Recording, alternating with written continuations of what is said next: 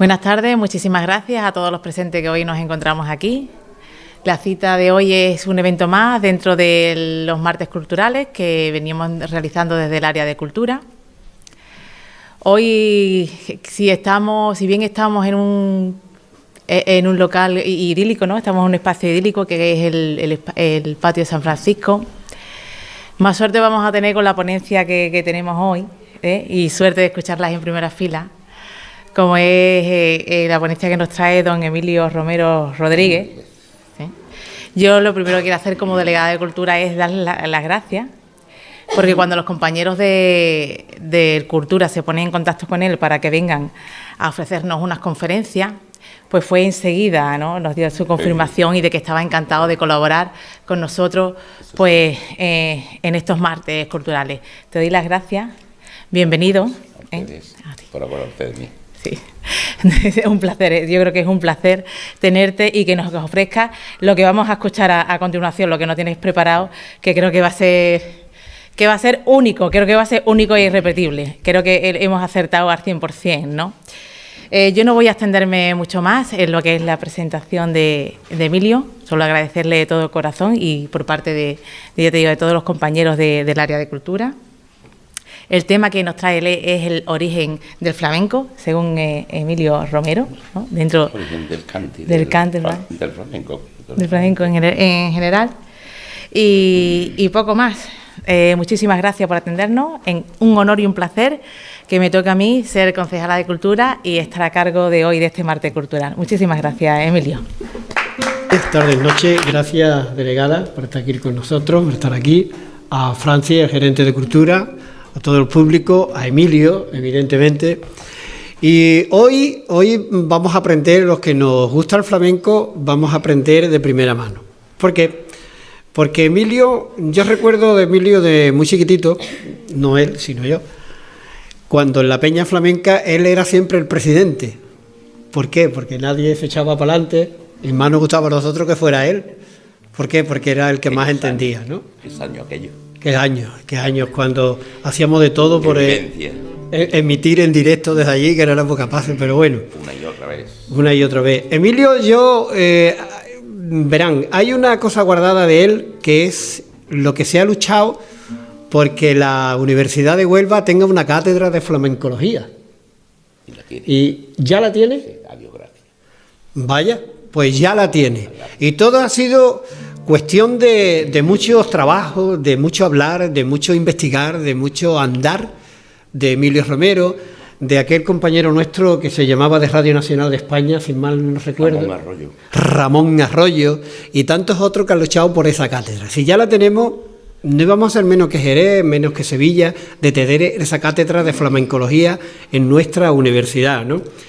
A Emilio también le debemos el recuperar la saeta en las calles de Isla Cristina, el tener, y evidentemente también a Pepe Feli, porque hablar de la peña flamenca es hablar de Emilio Romero Rodríguez, del Jampito, pero también de Pepe Feli, su cuñadito, que era mano a mano, lo llevaban los dos magníficamente. Pepe Feli era el sufridor y él era el batallador.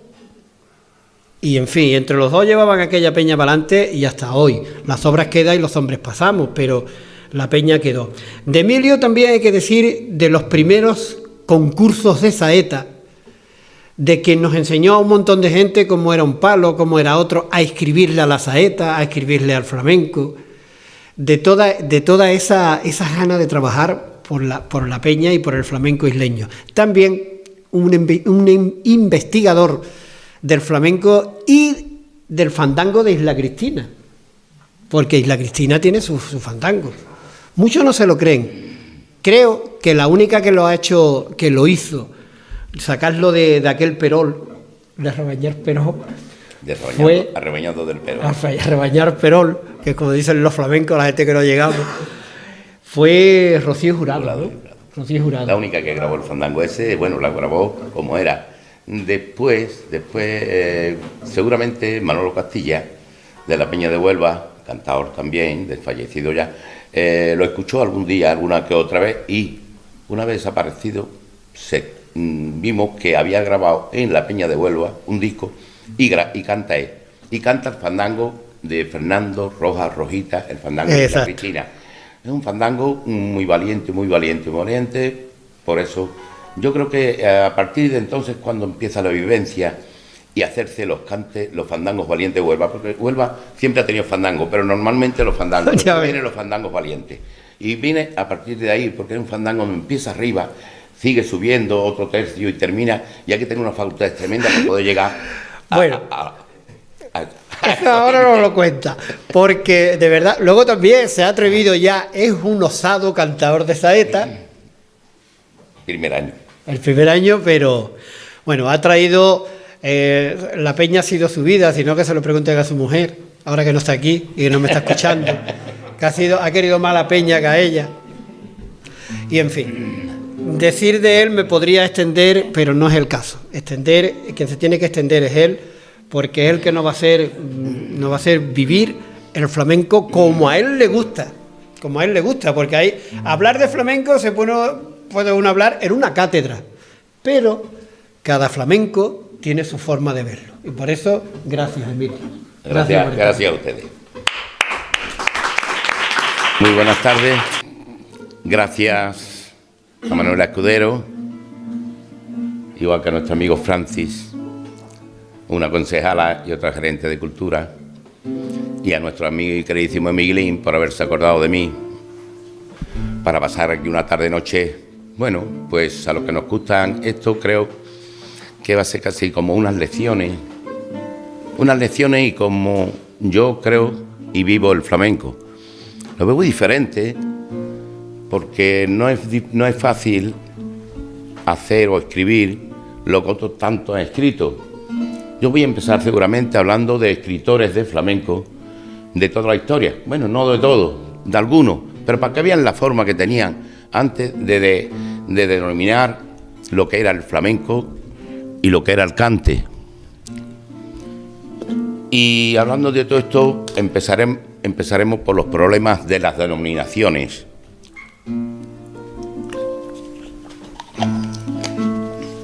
El cante, lo más profundo experiencia que podemos tener precisamente en muchos sitios, pero en Andalucía más que en ningún lado, porque Andalucía cantora, fíjese la palabra cantora, como la llamó Menéndez Pidal, un escritor que irrumpe en la historia hacia el año 600 a.C., con las leyes en forma métrica y que mantiene hasta nuestros días el prestigio de sus cantes y de sus bailes sin par. Resultado de esa historia cantora, otra vez, y no cantaora, que cuenta por milenios, es el cante flamenco, realidad viviente, que se nos convierte en puro enigma si lo afrontamos como objeto de estudio. Lo único cierto es la exactitud artística. Como bien decía, hemos hablado de artística y no folclorista, pues el folclore nos parece una especie de epifenómeno de la etnografía, una manifestación casi biológica y epidérmica del pueblo. El cante flamenco es, creemos, mucho más, es arte del pueblo andaluz. Creemos que el cante flamenco es, pues, arte consumado, nutrido y auténticas sabias populares andaluzas. Su posición es similar a la de los romanceros, suprema expresión poética del pueblo español. Esto lo escribe y lo dice Ricardo Molina, otro gran escritor de letras y libros de flamenco. Yo sí que es cierto que el aficionado es libre de elegir y así lo hace. Yo solo deseo que elija sabiendo separar las voces de lo seco a su gusto en el flamenco. El término flamenco, por varios caminos, se han intentado explicar la mitología de la palabra flamenco, a hipótesis ingenua y pintoresca de Rodríguez Marín también, que la cree derivada, fíjense, derivada del ave zancuda, de ese nombre con la que, según el ilustre erudito sevillano, tiene gran parecido el flamenco vestido con chaquetilla corta y pantalón ceñido, que le hace parecer más anquilargo al estirarse el talle de la chaquetilla. Otro escritor, y ya no andaluz ni español, sino inglés, Borrul, viajero, que viene a Andalucía al principio del siglo XIX, supone que se llamó flamenco a los gitanos porque se suponía procedentes de Alemania y el vulgo califica de flamenco. En general, tanto los alemanes como los habitantes de los Países Bajos o Flandes. Imagínense que por ahí, como bien le dice, los gitanos españoles no pasaron jamás por Alemania y mucho menos por los Países Bajos. Podemos descartar, por lo tanto, la explicación de Borrul en los Sincalis. La teoría titubea entre varios posibles entroques etimológicos, pues se ha supuesto que flamenco deriva vocablo árabe. Feamengún, que quiere decir campesino. Felicún, labriego. Y flaecón, eso sí, canto moro de las alparras. Pero la palabra flamenco, cuando se pone en circulación, es precisamente a partir del siglo XVI, y durante esa centuria y la siguiente se limitó a designar a los habitantes de los Países Bajos y a los soldados españoles de los tercios de Flandes. No tenemos un solo caso en que se use o se diga en los siglos XVI, XVII y XVIII referida a los gitanos o al folclore. Por lo tanto, si en sentido parecido al actual el término no aparece antes del 1836, resulta bastante improbable que se trate de una derivación del árabe a los 350 años de la reconquista de Granada. Hay que buscar por otros caminos. La teoría del profesor Manuel García Mato nos parece la más acertada y a ella nos abrimos por ahora. Según Mato, flamenco procede del argot del fin del siglo XVIII y a principios del XIX, en el que significa farruco, pretencioso, fanfarrón. Todavía hay una pluralidad de significaciones cuando decimos, por ejemplo, no te pongas flamenco. Es como si dijéramos, no seas fanfarrón. Decir de alguien que es un tío flamenco vale tanto como decir que es un tipo generoso, farruco o un hombre, una persona echada para adelante. ¿Qué significa flamenco? Desde que aparece la palabra en el folclore andaluz hacia el 1836, significa gitano. ¿Por qué se le daba ese nombre? Antes se le había llamado grecos, egipciano, romaní, ron, dun, calorri, caló. ¿Por qué cambian de nombre y se le califica a sí mismo de flamenco? Creemos que existe la respuesta en alguno de estos problemas. Hasta el reinado de Carlos III no gozaron los gitanos de una situación de igualdad jurídica con el resto de los españoles. Los delitos, casi siempre menores, a que en parte le impedían las leyes persecutorias, habían originado leyendas tan absurdas como las tejidas en torno a los judíos. En consecuencia, y a raíz de la libertad que les concedieron las leyes humanitarias de Carlos III, el nombre de gitano, muy desprestigiado, era poco más o menos denigrante. Por esas causas debieron de adoptar el nombre de flamenco. Sin embargo, Estebáñez Calderón nos dijo que fuéramos a escuchar cante flamenco. Ni empleó ningún término análogo, se limitó a llamarlo canción simplemente por su nombre singular. Todavía en 1881, Antonio Machado Álvarez, demófilo, cabeza de todos los folcloristas españoles, escribía que el cante puro, auténtico, genuino, no debió salir nunca de la oscura esfera en que nació estos, cante en el hogar gitano. Estos son todas las cosas que cada escritor, cada uno iba diciendo de lo que era la palabra flamenco o cante. Yo, sin embargo, como bien digo, me he limitado a desarrollarlo y hacerlo de alguna de otra forma. yo voy a hacer unas preguntas, pero sin problema, las contesto yo mismo. Yo me he preguntado siempre algunas veces, cuando escribía, Emilio, ¿de dónde sale el cante? ¿De dónde viene el flamenco? Y no sé por qué circunstancias, algunas veces porque estaba leyendo un libro de toro, estaba viendo una buena película de Ben-Hur, por ejemplo, que se metía y me encerraba tantísimas cosas que digo, el flamenco viene de dos fuentes, la emoción de la alegría y otro la emoción de la tristeza, porque tanta fuerza tiene una como otra. Y yo pienso, ¿en dónde más que en un cautiverio? Porque un cautiverio lo mismo espera la sentencia de muerte que la libertad. Y por eso digo yo, de ahí, de un cautiverio, es el sitio más adecuado de donde ha podido salir esto. Pero cuidado, esto no quiere decir que yo diga que esto sea seguro, ni mucho menos. Esto es lo que me dicta la razón de pensar en esto. Pero me hago otra pregunta después de todo esto. ¿Y cómo se acopla esas emociones al cante?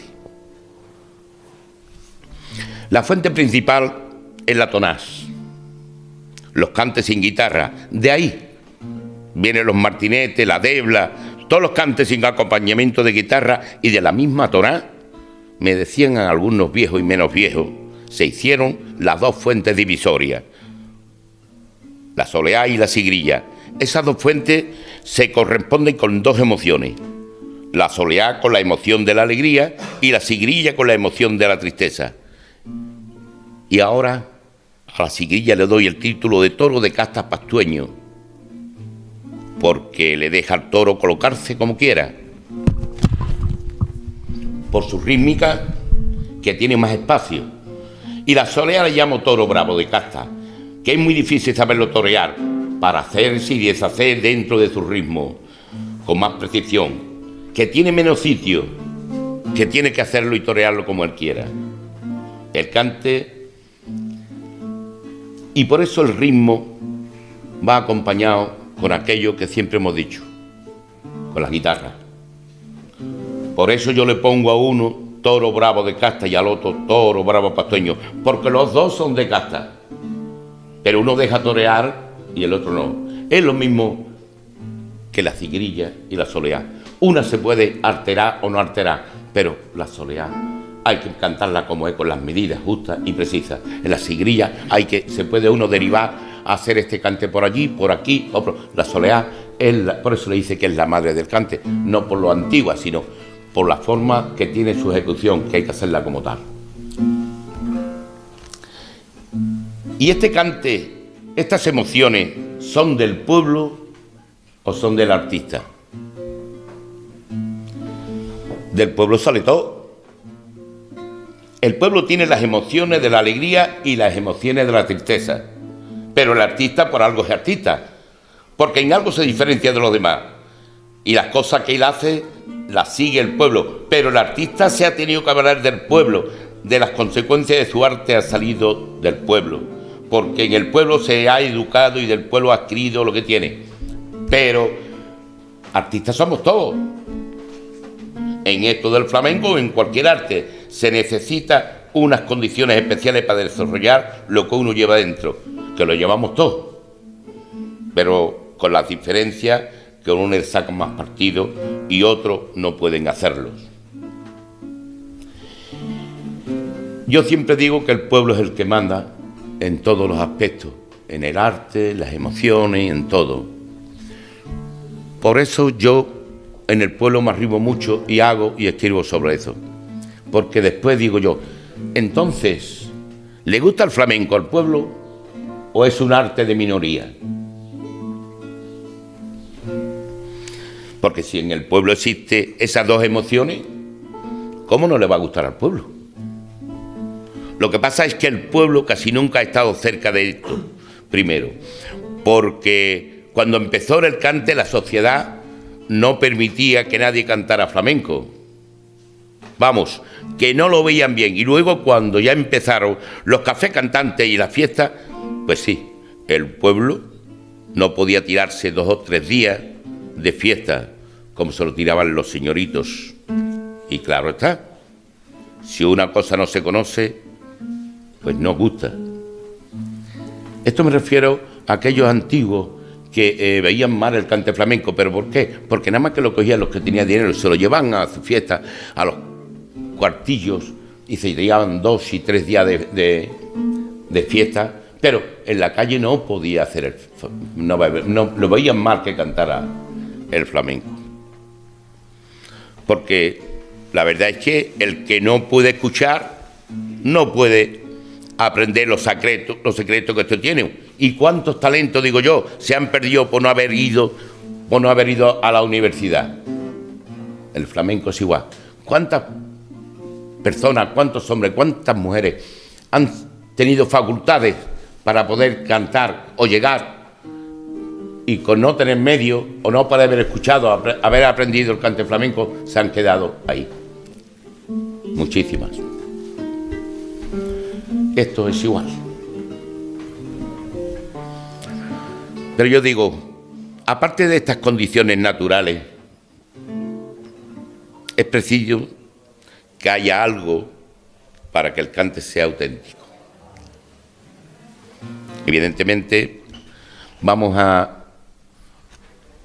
pasar un poquito y vamos a escuchar un poquito aquellos que hablamos hacía un momento sobre los cantes por triguerillas y por soleá.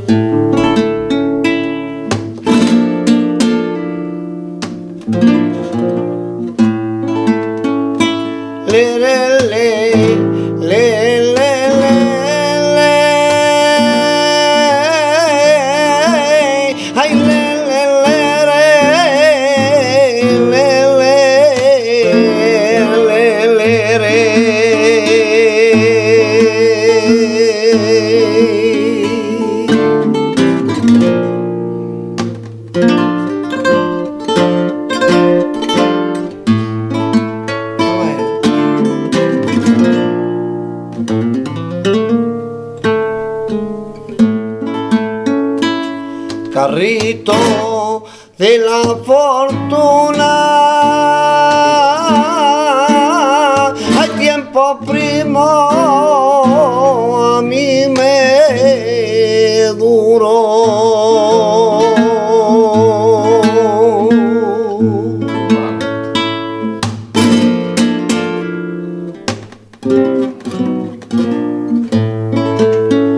Carrito de la fortuna, hay tiempo primo, a mí me duró. Contra el Macuto estaba, el se me rompió. Contra el Macuto estaba, el se me rompió.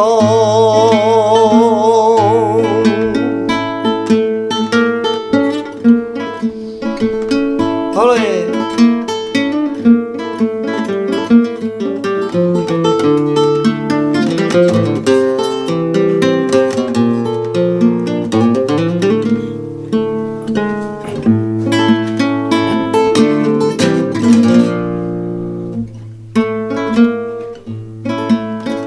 Por culpa de tu madre,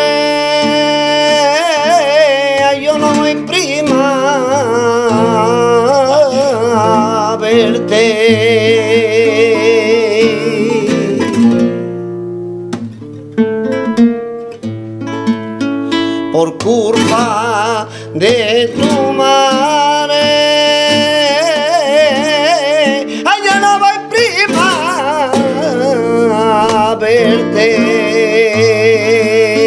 porque tiene muy mala lengua y habla mal de mi gente, porque tiene muy mala lengua y habla mal de mi gente. Adiós Tomasa, adiós Tomasa, vente conmigo y no tengas aguasa, vente conmigo, Aparte de estas condiciones naturales, es preciso que haya algo para que el cante sea auténtico. El cante flamenco necesita también buscarle su ambiente, porque si se le quita su ambiente, sus momentos, sus horas, pues se le quita la inspiración al que tiene que entregarse a cantar. Y se requiere el momento, ese momento de reunión, de amistad íntima y de la copita de vino, como bien decía nuestro amigo Miguel, porque el que canta necesita ponerse y es preciso que el ambiente le ayude.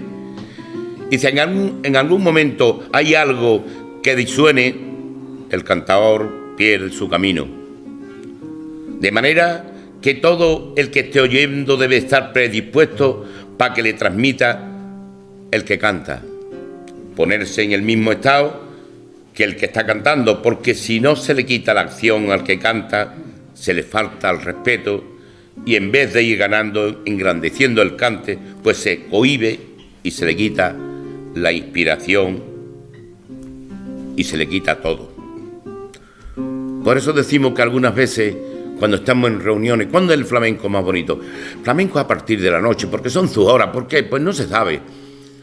Porque ya me lo decía, mi señora estuve en una concentración de andaluces, pero estuvimos en Sevilla, no sé cuántos autobuses habría, 500, 200, 400, mucho, de toda Andalucía. Cualquier sitio venían 4 o 5.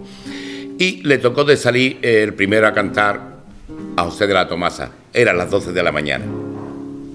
Y cuando iba subiendo, se escucha una voz: José, cántate algo por Soleá, por Siguirilla. Digo, vamos a ver, esto es una hora de comer los churros, no de cantar por Soleá y por Siguirilla. Se hará lo que se pueda. Y es verdad. Los cantes tienen su momento, tiene que estar inspirado. Tenemos que estar en un ambiente que conlleve y que te abra, que te diga que tienes que cantar y que tienes que hacerlo. Esas inspiraciones las tiene que tener el flamenco si queremos que lleguemos a buen puerto. ¿Y la guitarra? ¿Qué papel tiene en el cante? El cante y la guitarra son preguntas y respuestas, evidentemente. El que canta porque va cantando y el que toca porque tiene que ir acompañando. El guitarrista lo que tiene que hacer es obedecer y dar las contestaciones que el cante le va pidiendo. Bien sea para aliviarlo, que es lo mismo que el que puede con 30 kilos y le echan 60. ¿Cómo va a caminar ese hombre? Imposible. Se tiene que hundir. Ahora sí, si le pone 30 kilos a ese hombre y el que va acompañándome te alivia, andará mucho mejor y hará la marcha mucho más rápida. El tocador y la guitarra es lo mismo. Si yo voy cantando y la guitarra me está tirando para arriba y yo no puedo, llegará el momento que no pueda cantar, me asfixia. Me tiene que buscar la forma de que yo pueda aliviarme, de que yo pueda cantar mejor, con más tranquilidad, sin esforzarme. Que hay que esforzarse, que hay que pelearse con los cantes. Una cosa es pelearse con los cantes y otra cosa es desgañotarse en los cantes. Cuando desgañotándote no vas a ir a ningún lado. La guitarra tiene que ser la sabiduría del cantador. Lo tienes que llevar de la mano y saber cuándo y cómo te tiene que meter los dedos para que tú puedas hacerlo. O si no te hunde, el cantador se viene abajo. La guitarra y el cante han de ir exactos, porque si entra en mal sitio y se entra atravesado, a la hora de cerrar los dos, deben de cerrar al mismo tiempo. Lo que yo digo es que un artista de la guitarra haga sus cosas, pero la que la haga por separado. Que si quiere lucir, tiene su tiempo, tiene su momento. El cantador dejará un momento, cuando tenga que dejarlo, dependiendo del cante que sea, para que se luzca. Y así le da facilidad al cantador de respirar y hacer las cosas como tiene que hacerlas, dentro del cante. Porque no es lo mismo cantar una soleá, una siguirilla, que cantar por bulería. Cantar por bulería no es que sea más difícil ni es más sencillo, es un cante más. Lo único que pasa es que la soleá es un cante con unas medidas que tienen que llegar hasta ahí y no puede más. Y el seguirilla, por la grandeza que tiene, las elevaciones que tiene de tono y, sobre todo, los remates que tiene cuando tiene que rematar una seguirilla por los machos de Javier Molina o de cualquier otro. Vamos a escuchar ahora, precisamente, en la voz de Juanito, unos cantes por seguirilla.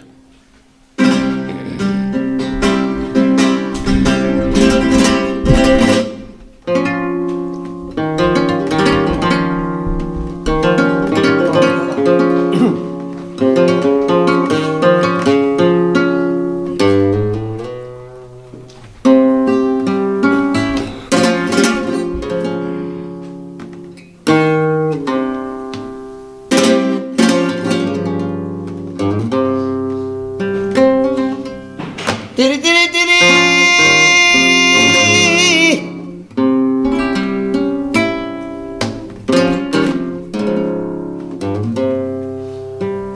Ay, ay, ay, ay,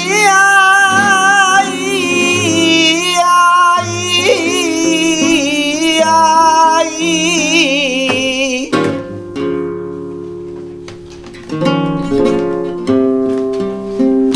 Ya, ya.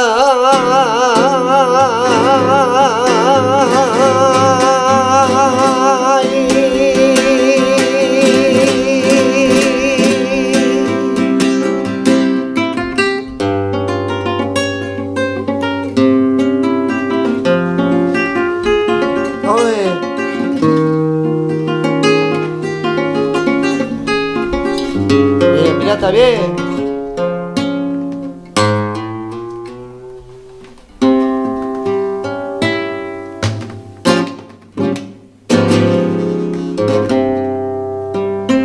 Que la campana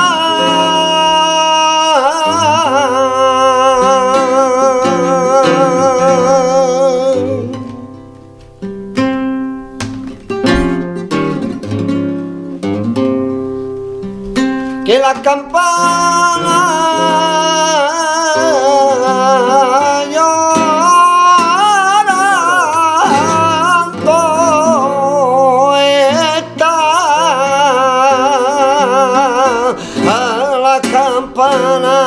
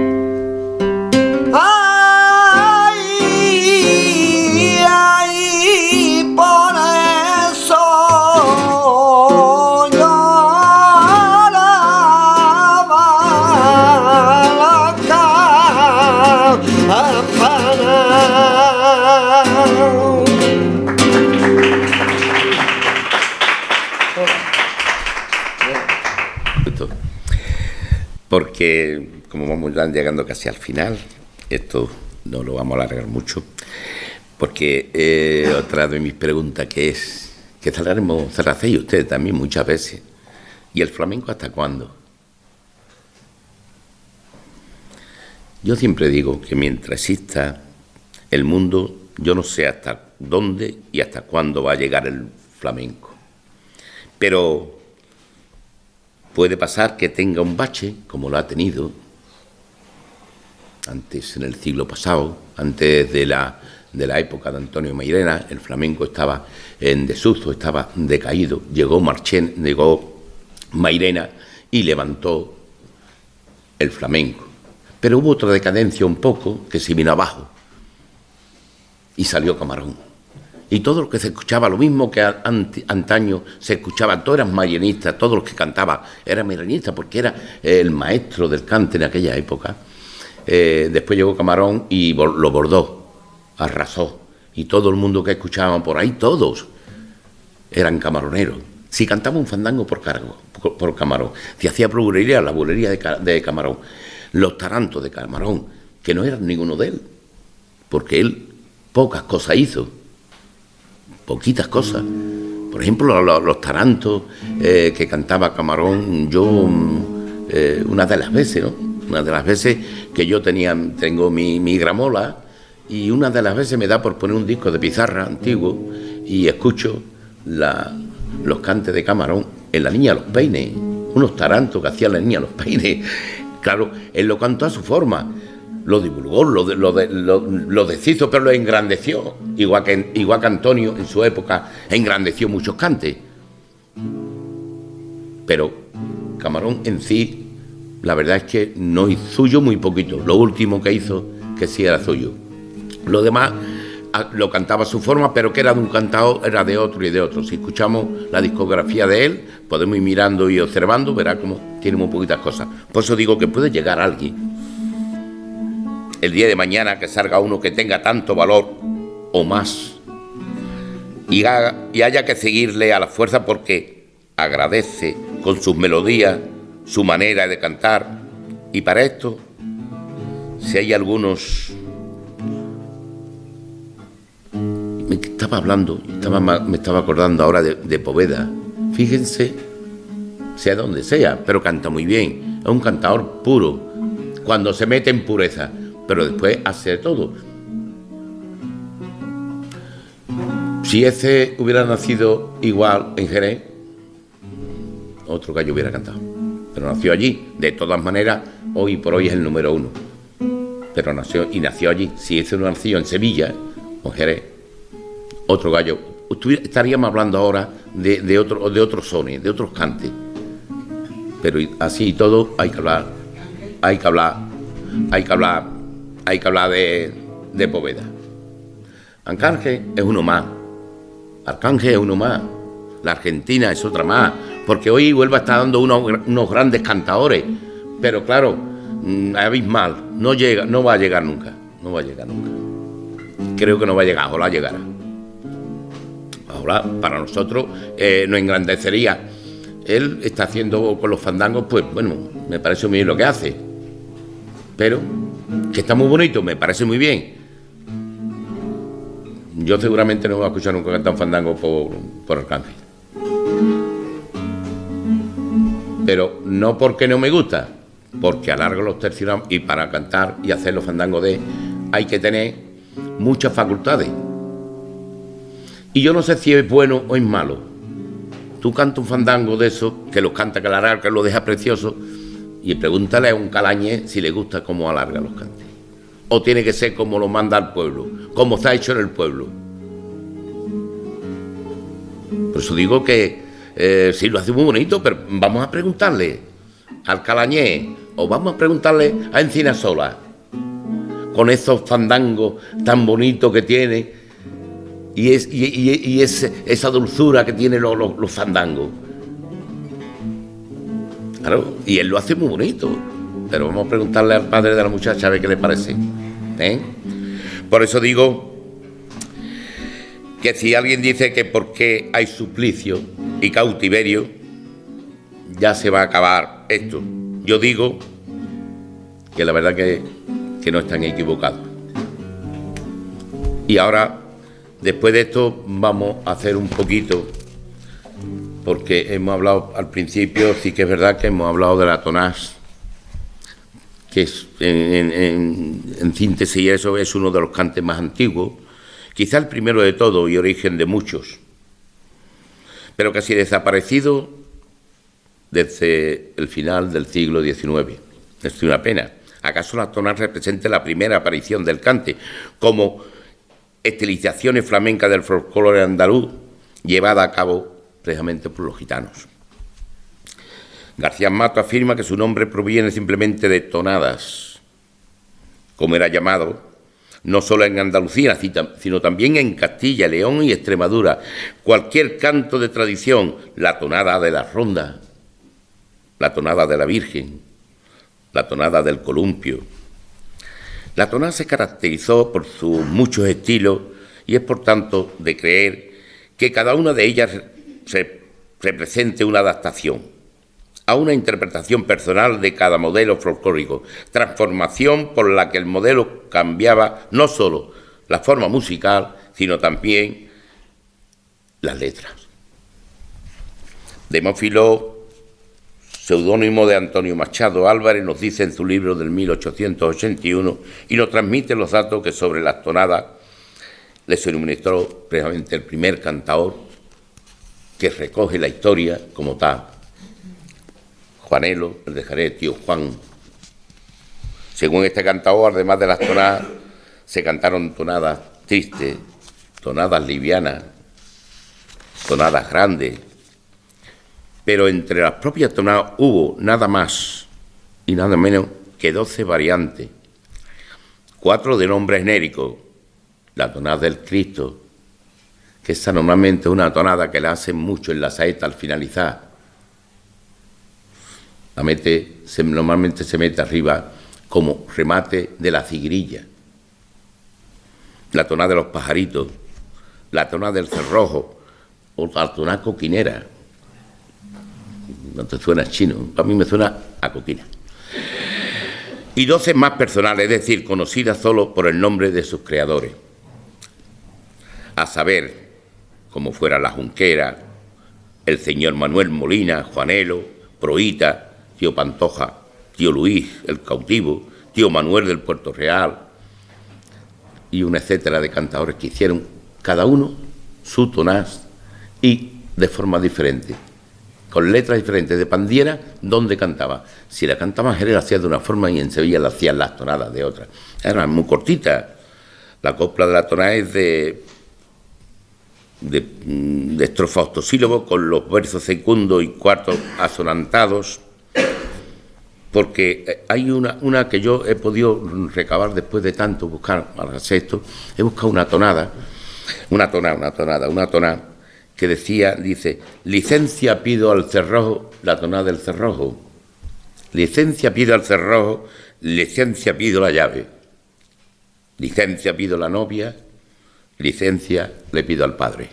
Fíjate qué tonada más bonita, muy cortita, con 4 versos, y estas eran las tonadas que se hacían antes, normalmente, y así. Por esto, pero últimamente, como bien digo, casi desaparecidas, casi todas. Quedan muy pocas tonadas.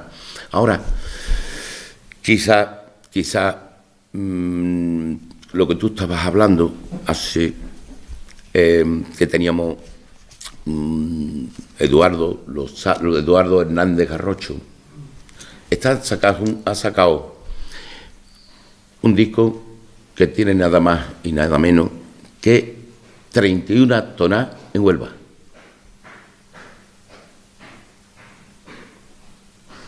Lo tendremos que escuchar. Lo escucharemos, hablaremos después de las tonadas que han buscado. Dice el que la ha escuchado, que es Manuel López, que simplemente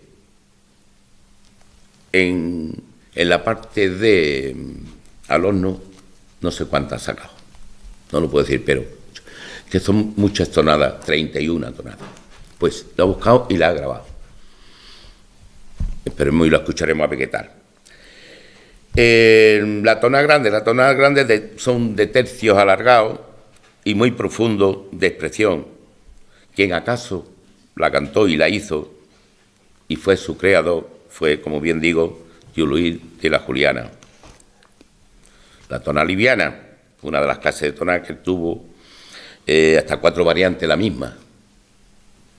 Tonada conocida por los nombres de sus creadores.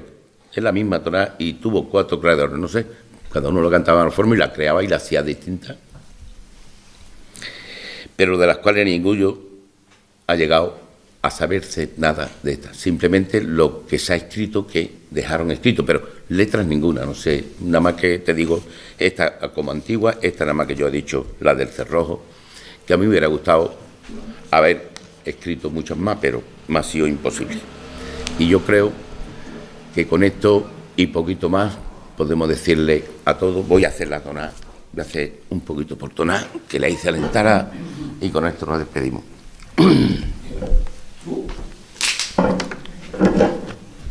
¿Vas a cantar, tío? Sí.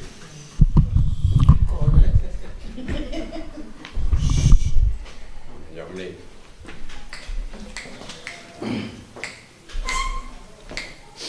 ¡Ay, en el barrio!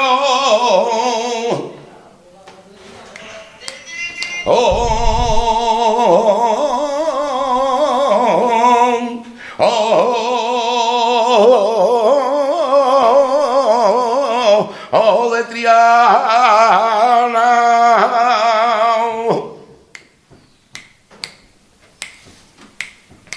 Ya no hay pluma ni tintero,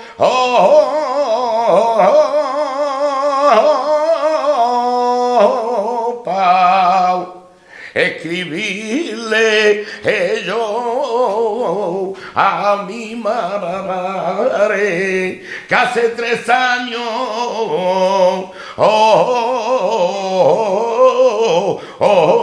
que no la veo. Y si no es verdad, y si no es verdad, y esto que yo estoy diciendo, que Dios me mande y un castigo del cielo,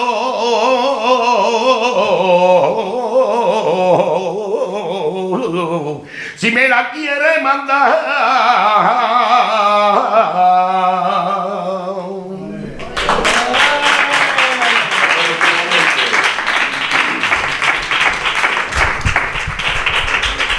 Que el ayuntamiento se haya acordado y poderme explicar un poquito aquí, y creo que haya sido del agrado de ustedes y que haya servido para algo esto que he dicho y he contado y he hablado. Así que agradeceros vuestra salud y hasta el próximo.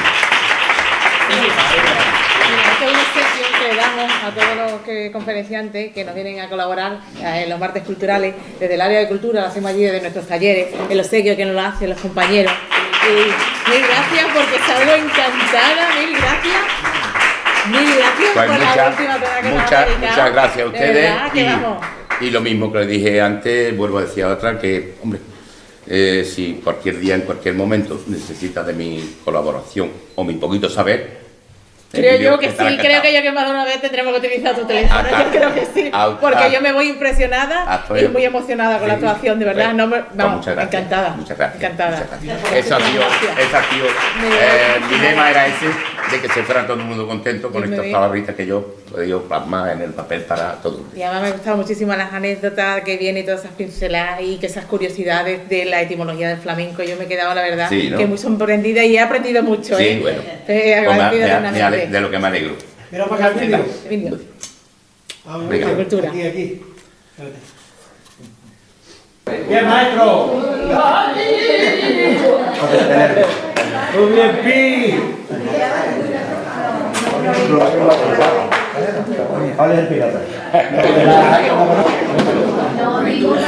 Bueno, bien las cosas. Bueno, pues eso. Mira, está bien. El cuarto de